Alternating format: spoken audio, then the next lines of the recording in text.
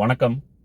இன்னைக்கு கார் எடுத்து கொஞ்சம் தூரம் வர வேண்டி இருந்துச்சு. அதனால ஏதாவது ஆடியோ போட்டு கேட்டுட்டு போவோம் அப்படின்னு சொல்லிட்டு நேற்று தாவேகா தலைவர் நடிகர் விஜயோட பேச்சு கேட்டுட்டு இருப்போமே அப்படின்னு சொல்லிட்டு என்னதான் பேசியிருக்காருன்னு கேட்கணுமே அப்படின்னு போட்டு விட்டு அப்படியே கார் விட்டு போயிட்டு இருந்தேன். பேசுறதை கேட்கவே ரொம்ப நிறைய அபத்தங்களா, நிறைய காமெடின்னு அவர் நினச்சி சொன்னதா, அவர் சீரியஸ்ன்னு நினச்சி சொன்னது நமக்கு காமெடியா, நிறைய விஷயம் நடந்துச்சு. ஆனால் குறிப்பாக ரொம்ப சிம்பிளான விஷயத்தை மட்டும் நான் கேட்கணும்னு நினைக்கிறேன். சார், முதல்ல எந்த கட்சிகளை எதிர்த்து நீங்க அரசியல் பண்றீங்கன்ற அந்த கட்சி பேரை சொல்ற தைரியத்தை வளர்த்துக்கோங்க. அது ரொம்ப முக்கியம். நீங்க பாசிசம் பாயாசம் காமெடி எல்லாம் சொல்லிக்கிட்டு அப்படியே கட்சி பேரை சொல்லாம எஸ்கேப் ஆகிட்டே இருக்குன்னு நினைக்காதீங்க. நேரடியா சொல்லுங்க. திமுக, ஸ்டாலின், உதயநிதி அப்படின்னு நேரடியா தைரியமா சொல்லுங்களேன். என்ன பிரச்சனை உங்களுக்கு? இல்ல மோடி சொல்லுங்களேன். அது சொல்ல மாட்டீங்க. சொல்றேன் ஒரு பேச்சுக்கு. இதை விட பரவாயில்ல, வேமா பேப்பரை திருப்பி பார்த்துட்டு மும்மொழி கொள்கை அப்படின்னீங்க. நீங்க பேப்பரை திருப்பி பார்த்ததையோ இல்ல பேசும்போது தடுமாறலையோ அந்த விஷயத்துல நான் ஒன்றும் சொல்லலை. அது எல்லாத்துக்கும் எல்லா நேரமும் சிறப்பாக சரியா அமையாது. தடுமாற்றங்கள் இருக்கும், அதை மாத்திக்கலாம். ஆனா என்ன சார் மும்மொழி கொள்கை?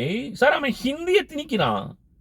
இங்க போராட்டமே ஹிந்தியை எதிர்த்து தான் நடந்துகிட்டு இருக்குது. அவ்வளவு பேரும் கொடி பிடிச்சுக்கிட்டு இருக்கான், போய் அழிச்சுக்கிட்டு இருக்கிறான். நீங்க ஹிந்தின்னு ஒரு வார்த்தை கூட சொல்லல. திமுக சொல்ல மாட்டேங்கிறீங்க, பிஜேபி சொல்ல மாட்டேங்கிறீங்க. சரி பரவாயில்ல, ஹிந்தியாவது சொல்லலாம்ல. அந்த தைரியம் கூட இல்லையா? ஏன் சார் இந்த தைரியம் கூட இல்லைன்னா எதுக்கு அரசியல் கட்சி ஆரம்பிச்சு இங்க தமிழ்நாட்டில் அரசியல் பண்ணணும்னு நினைக்கிறீங்க நீங்க? இதெல்லாம் பரவாயில்ல. இதுக்கு மும்மொழி கொள்கைக்கு எதிர்த்து நாங்க கையெழுத்து இயக்கம் மாதிரி நடத்துறோம்னு சொல்லி அங்க கையெழுத்து போட்டு ஆரம்பிச்சிங்க. ஆரம்பிச்சுட்டு பக்கத்துல இந்த பிரசாந்த் கிஷோர் நீங்க போடுங்கன்னா அப்புறம் நைஸா மாட்டேன்னு சொல்லிட்டு போயிட்டாரு. போட மாட்டாங்கல்ல.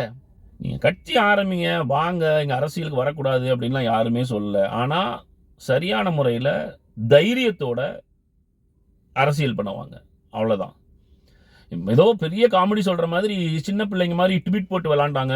இவங்க கெட் அவுட் மோடி போட்டாங்க, இவங்க கெட் அவுட் ஸ்டாலின் போட்டாங்க, இந்த மாதிரி ட்வீட் போட்டு விளாண்டாங்க அப்படின்னு. சரி, நீங்க என்ன பண்ணீங்க? நம்ம பையங்க என்ன பண்ணாங்க? நம்ம பையங்களும் ட்வீட் தான் போட்டாங்க, கெட் அவுட்னு. ஆனா பாவீங்களா, இதுக்கு எதுக்கு நான் வெள்ளையும் சொல்லையுமா இருந்த? அவன் பண்றான், நீனும் பண்ற அப்படின்னா நானும் அதே தான் பண்ணேன்னா எதுக்கு?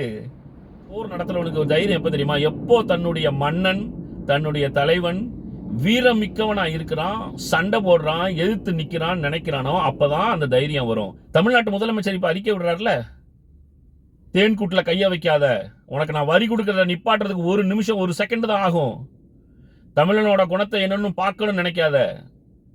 இந்த மாதிரி ஸ்டேட்மெண்ட்லாம் எந்த முதலமைச்சரும் இந்தியாவில் இதுக்கு முன்னாடி கொடுத்துருப்பாங்களா? இவ்வளோ ஸ்ட்ராங்கான்றது தெரியல சார். நேற்று கூட இங்க இந்தி மொழியெல்லாம் அழிக்கிறீங்களே, வட மாநிலத்திலேருந்து இங்கே வர்றவங்கலாம் எப்படி பார்த்து போவாங்க அப்படின்னு கேட்குறாங்க.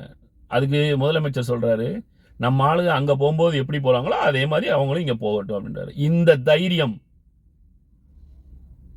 போர்ல எனக்கு முன்னாடி நிக்கிற தலைவன் தைரியமானவன், வீரமானவன், எதிரிக்கு பயப்படாதவன் நான் என்னைக்கு நினைக்கிறேனோ அன்னைக்கு தான் நான் அவங்க தலைவருக்கு பின்னாடி நிற்பேன்.